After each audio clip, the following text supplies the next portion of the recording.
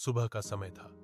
सूरज धीरे धीरे पूरब से निकल रहा था और उसकी सुनहरी किरणें खेतों पर बिखर रही थीं। किसान रामलाल रोज की तरह भोर में ही उठ गया था। उसने अपनी पुरानी लेकिन साफ धोती कुर्ता पहना, बैलों को चारा दिया और हल लेकर खेत की ओर चल पड़ा।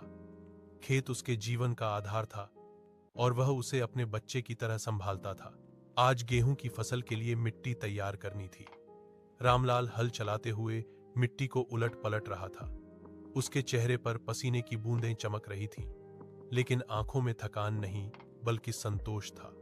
खेत में काम करते समय उसे अपने पिता की बातें याद आती थीं, जिन्होंने उसे सिखाया था कि धरती माँ जितना दो उससे ज्यादा लौटा कर देती है। दोपहर होते होते सूरज तेज हो गया। रामलाल ने नीम के पेड़ की छांव में बैठकर सूखी रोटी और प्याज खाया। पास ही खेतों में हरियाली लहरा रही थी और ठंडी हवा मन को सुकून दे रही थी। थोड़ी देर आराम करने के बाद वह फिर काम में जुट गया। उसने सिंचाई की नालियों को ठीक किया ताकि पानी हर पौधे तक पहुंच सके। शाम को जब वह घर लौट रहा था तो आसमान लालिमा से भर गया था।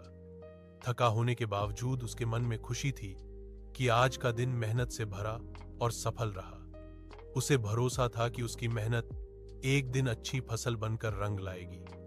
किसान रामलाल के लिए खेत सिर्फ जमीन नहीं था, बल्कि उसका सपना और उसका भविष्य था।